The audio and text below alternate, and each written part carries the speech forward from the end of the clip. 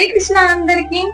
మనం ఎప్పుడు స్నానం చేయకుండా వంటగదిలోకి వెళ్ళకూడదు. ఎందుకంటే మన పూజ గది ఎంత పవిత్రమైనదో మన వంటగది అంతకంటే పవిత్రమైనది. ఎందుకంటే ఆ భగవంతుడి కోసం ఇక్కడే కదా అండి వంటలు చేసేది.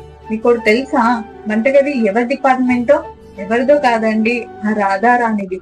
అందుకనే మనం వంట చేసేటప్పుడు ఆ రాధారాణికి, ఆ అగ్నిదేవుడికి నమస్కరించి మన వంట అనేది ప్రారంభించాలి. మనం వంట చేయాలి అంటే మన గోర్లు అనేది పెద్దగా ఉండకూడదండి.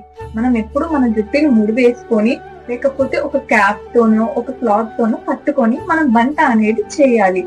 మనం వంట చేసేటప్పుడు టేస్ట్ అనేది చేయకూడదు. ఎందుకంటే ఆ భగవంతుడి కోసం కదా అండి మనం వండేది. వంట చేసేటప్పుడు మనం ఆ భగవంతుడి యొక్క కీర్తనలు, భగవంతుడి యొక్క కథలు మాత్రం వినాలి. కేవలం సాత్వికమైన భోజనం మాత్రమే మనం వండాలి.